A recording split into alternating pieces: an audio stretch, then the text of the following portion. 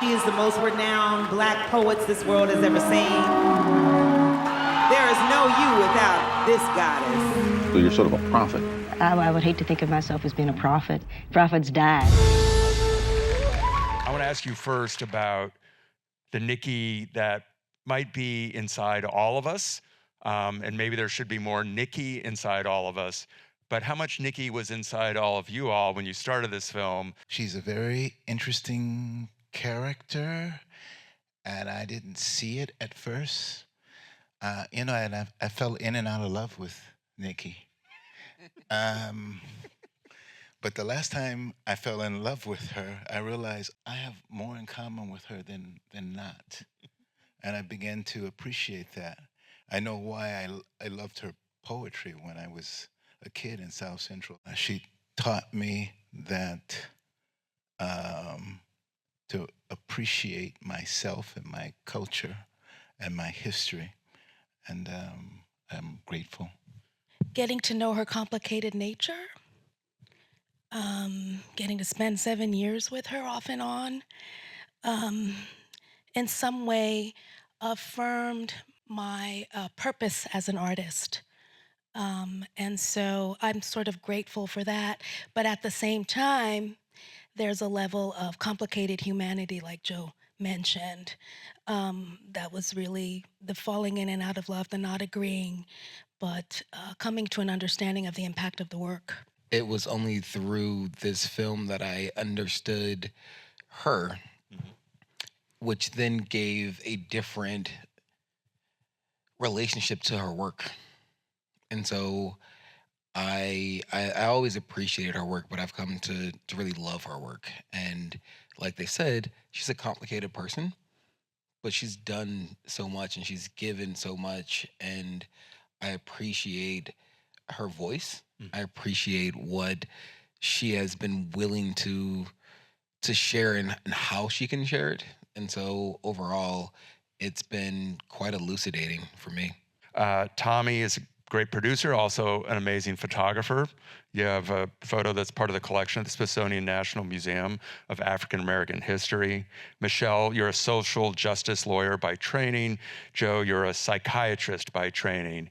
And I'm wondering, when you think about your backgrounds in this film, how it shaped the way you approach story and narrative. There's another skill or thing that I do that probably impacted it more, and it's me as a director as well. And so I've directed a narrative movie, I've directed 2 documentaries, and it was that storytelling ability that helped me to understand what was so special about what they were doing. There's a boldness about how they wanted to tell this story that is atypical and a little experimental, but the exact right way to tell her story. And it's more than her story, because there's so much that we get through her that is larger than her. And if I hadn't been a storyteller as well, I don't know that I would have seen that or appreciated how special that was. And then, like, for me, it became, how do I nurture that space for them? How do I help them to tell this incredible version that they know how to tell, that they want to tell? And how do I make sure that they have the support, whether it's creative or financial or whatever, in order to tell that? I met Joe while I was about to start law school, and he was on this path of telling stories with first short film and working on his first feature, The Keeper. Working in the legal field is about maintaining the status quo. And it didn't agree with me, but there was something about storytelling and that practice that enabled me to feel more involved in engaging in resistance through narrative. So I don't know if I would say that the law sort of influenced me, but it's maybe what brought me to the search for law, the search for creating space to push back against systemic injustices, systemic racism, that led me to the storytelling process. But also, there's something about storytelling that also fulfills you in the process. I come from a a history of storytellers that goes back centuries. My father's a preacher. People came from all over LA to hear his stories. My grandfather was a storyteller. And so that healthy history of uplifting community through story is what I lean on. And what I learned is that that I didn't have to focus solely on the European Soviet school of storytelling. There's an African way of storytelling that I come from, and you'll see it throughout this piece. And so we were discovering ourselves and ways of telling story that that were for us. There are some obstacles or some overcomes in telling her story. She is starting to have memory issues.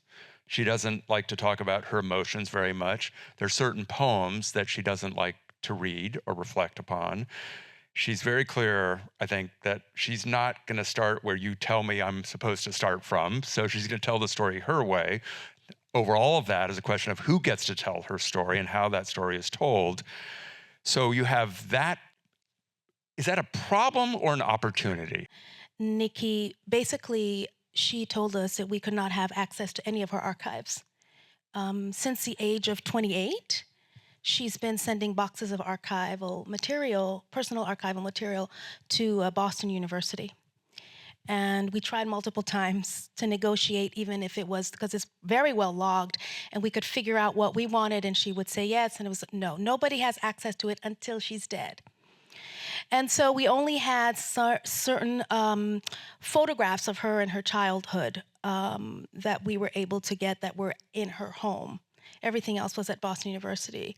But then that sort of opened up something we were already thinking about, but that led us to what you were talking about, Joe, in terms of sourcing our own sort of our own roots, our own communities to reflect some of the poetry. And maybe that would have been different if we had access to our archive. So I think it made a better film for us. And Tommy, this is where Taraji P. Henson comes in, correct? Tell us the story about her and the obstacle that she solved for y'all. It was exactly that, where there were poems that Nikki wouldn't read. And so her words were her words. She wasn't saying that she wasn't going to stand by them, but she wouldn't say them. And so, but these were seminal poems. And so what do? And we started talking about it. And the very first name who was at the top of the list was Taraji. And we went to Taraji, and she saw a cut of the film and loved it. And it was fortunately like one of those Hollywood stories where she was in. Wow. And she had been a longtime Nikki fan and very much appreciated the craft of this film. We went to some studio and they remoted in, and she was incredible. And so we would have never had the opportunity to have what she brought to the film had it not been for what we could have treated as merely an impediment. And what was great was that the opposite of that was that Nikki said, you do what you want to do. Right. These are things that I'm not going to do, but I'm going to let you create. You create whatever you want, and I'm good with that. We live in an era where we don't want to talk about our history. We don't want to deal with our past. And I'm wondering if you see yourselves in opposition to that idea, that there's something to be gained by making people uncomfortable. There are two things that stand out for me. This idea of I remember what's important and I make up the rest, which in some ways is crucial sort of to narrative building, to understanding ourselves as communities. She talks about this forward thrust of Blackness, right? This idea that our reference points must come from our lived experiences and how we play with that, right? As opposed to being a response to dominant culture. And I think that's what we're exploring. that's what we're exploring. Sometimes we achieve it, sometimes we don't. There are obstacles, obviously. I mean, it took 7 years to make this film. That is an obstacle that we turned into an opportunity because of the time that we spent with it. But it was an obstacle that was due in large part to lack of funding. And part of the lack of funding is that people were afraid that this narrative would make them uncomfortable. Yeah. And we're talking mostly white gatekeepers who didn't know her or knew of us, and we were going to challenge the master narrative. And because of that, that's an obstacle. Right. And I think it's pretty clearly established as an obstacle for filmmakers of color. But we embraced that, and we said, okay, this is going to take a lot longer. But we've learned from other filmmakers that what our friend is time. So we had more time to make this, more time to sit and think about it. But the complexity of the piece changed pretty dramatically, because we were able to add additional layering to the film. It is a massive failing of our system that when you don't have the understanding of the people or the ways that we're trying to tell stories, those stories either don't get told, or they get told in a really small way, or they get bastardized. And then we look up and it doesn't work, and it's like, see, it didn't work. Well, yeah, you turned it into something that it was never meant to be. You turned what we saw tonight into a standard biopic because you thought that this was too experimental, and it becomes another data point as to why these things don't work. And so it's not as though they're off on an island where you've got NEA and you've got Ford and you've got Bertha and you've got Just you've got all these places where you've got stamp after stamp after stamp after stamp of approval. You've got Sundance, you've got all these things, yet nobody is willing to see the commercial prospect in that.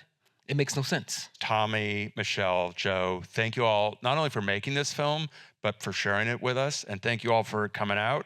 I suspect you can stick around and chat for a bit, but I want to thank you again for your time and for your beautiful movie. Thanks. Thank you. For having us. Thank you.